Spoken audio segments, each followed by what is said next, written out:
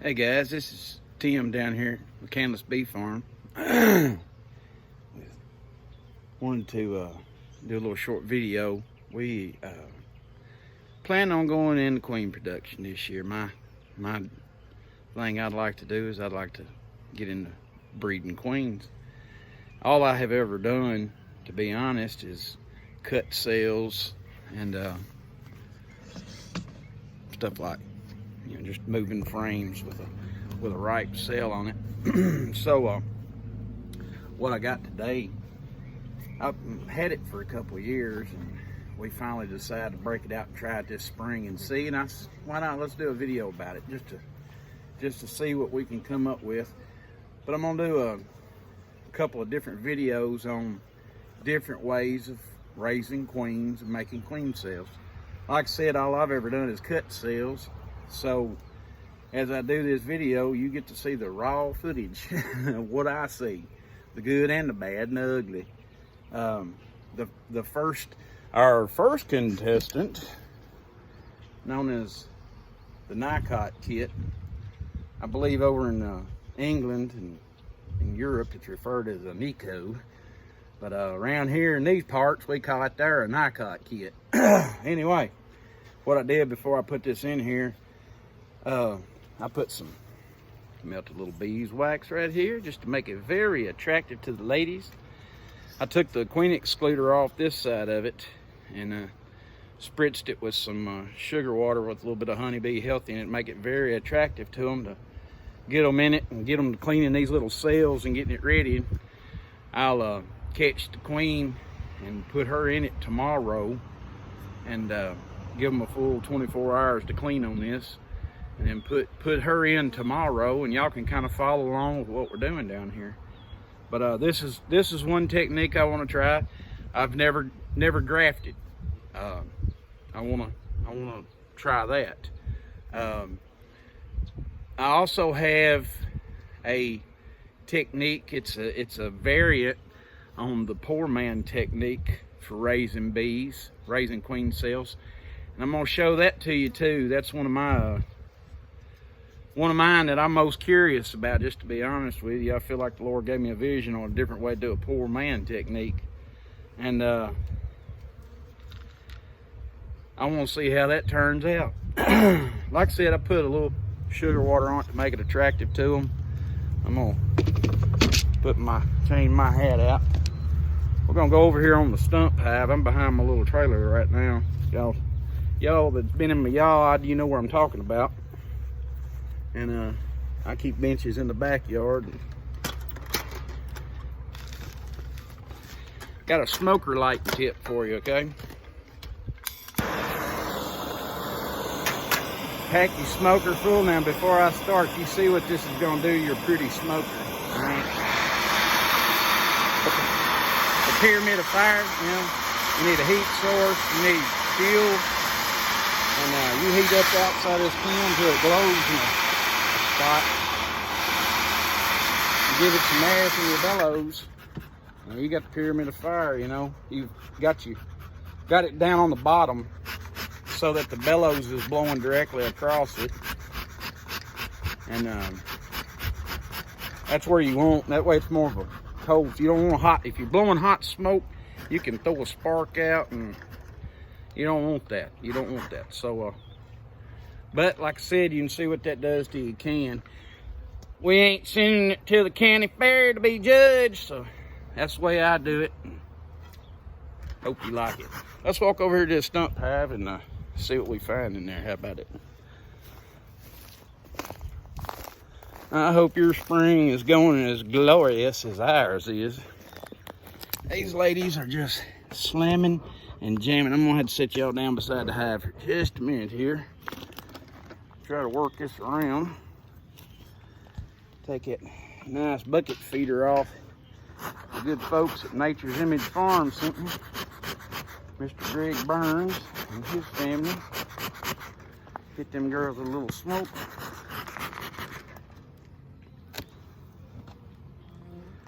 I have left my hive tool around yonder.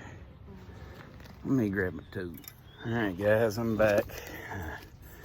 Got me a hive tool and keep my queen clip around my neck.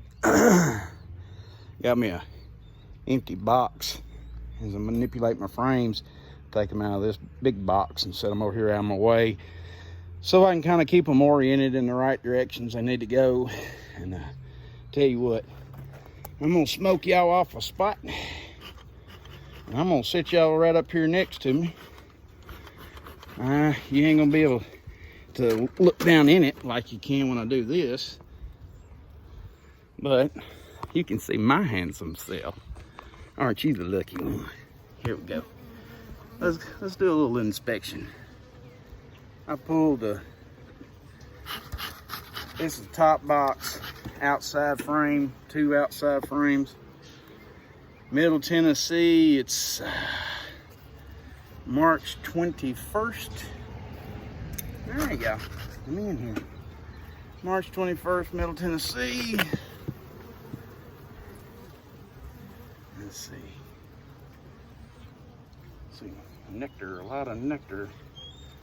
A lot of nectar. That's some of that white plastic foundation. I've been noticing on my videos, I try to watch back over them, and sometimes I don't quite get things in focus like they should be, and I apologize. I'm still learning this. I enjoy it though. I enjoy watching other people's videos. It's kind of what got me wanting to do this, is, you know, people sharing information.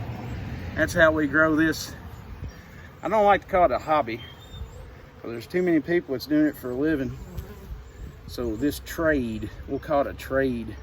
That's another nectar frame.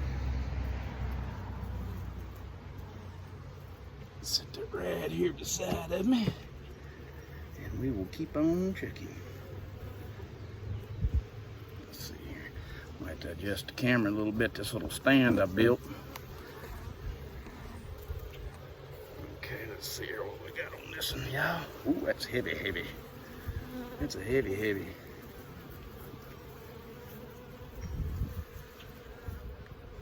You can see all the honey in the corners up there. It's capped off. Let's set this one over here out of the way. I don't see the queen on that, so I'm just gonna sit there right there and keep on trekking. Y'all fair, y'all please. Thank you.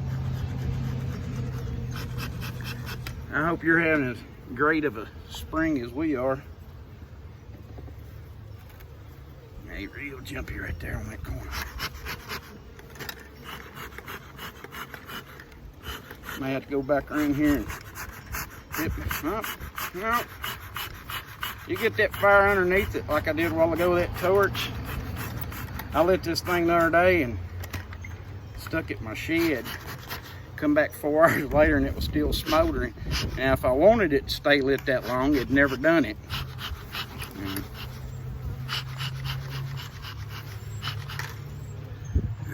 All right. Y'all get off that corner right there. Y'all bunch of troublemakers right there in that corner. I can see how y'all gonna be right now.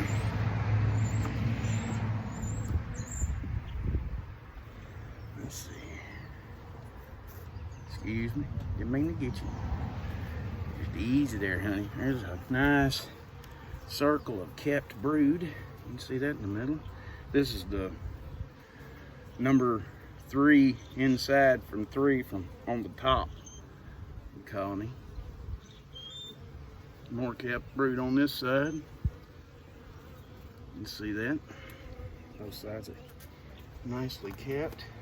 This next one's like a sheet of capped brood. I'm gonna center this up. Let me set this over here. I don't see my queen.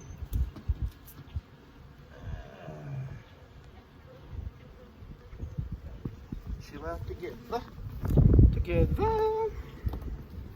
That's what these bees be singing all the time. Show you what this next frame looks like here. I'm gonna have to readjust the camera again. I'm running out of box to set the camera on. My apologies. Not the best cameraman in the whole wide world, you know what I'm saying?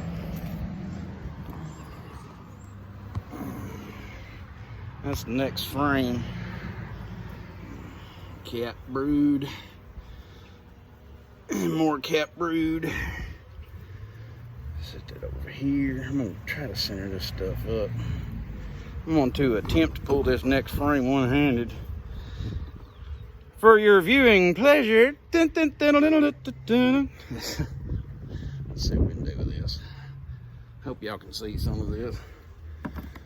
I enjoy this too much. Let me see. Let me make me a little platform on the other side to set my camera on. How about that? We'll redneck attach you.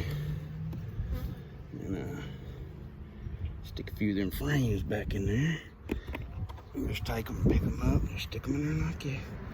I'm trying to readjust their colony anyways. I want to center that brood up over the center there. Let's see here, girls. This is actually the side of the box. This side of the box faces east. And I say that because the other side was just a little bit of nectar. As you can see, they got brood right up against the outside of the box. Warmest spot, right? It's on both sides, kept brood. Both sides. You can see that.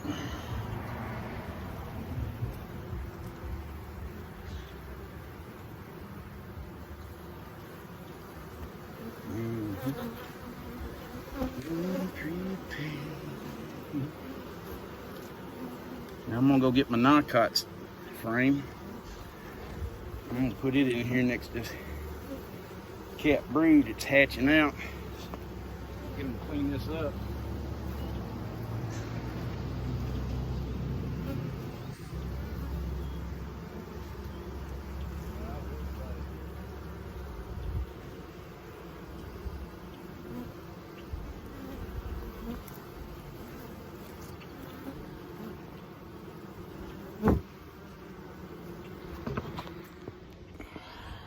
Okay guys, so that cat brood hatching out right here. I'm gonna take my Nicot kit. I've taken the queen excluder off this side of it, spritz it with some honeybee healthy water, and I'm gonna put that right in here,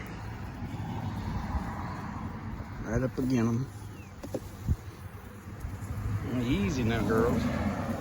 Y'all jumping at my hands. I gotta get you put back together now.